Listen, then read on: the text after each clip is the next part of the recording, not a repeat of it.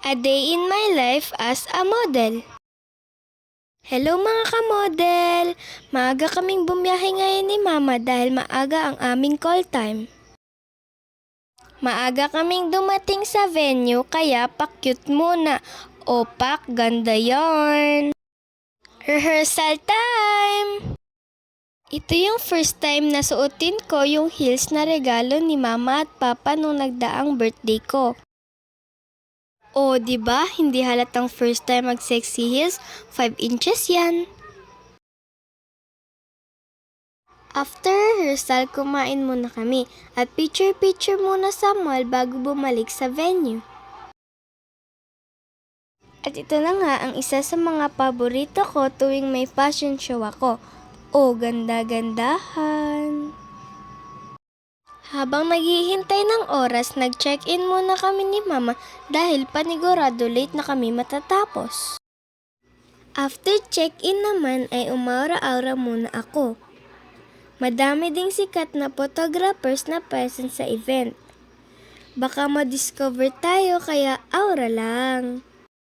Picture muna with Tito Don. Pati na rin sa mga co-models ko under his creation. Ganda no? Opak, aura! Habang naghihintay na sumalang sa stage ay biglang ngang sumumpong ang aking asthma. Pero laban lang para sa pangarap. At ito na nga ang rampadora.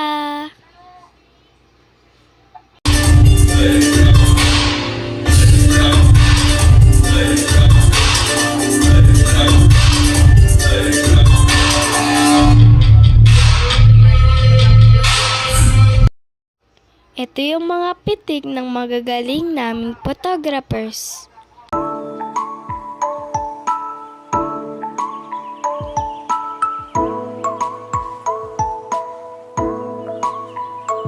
Philippine Pride for Kids Fashion Runway and Modeling Excellence, Diana Calais Reyes.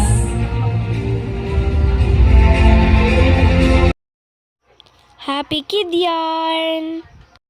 Nakatanggap ng award!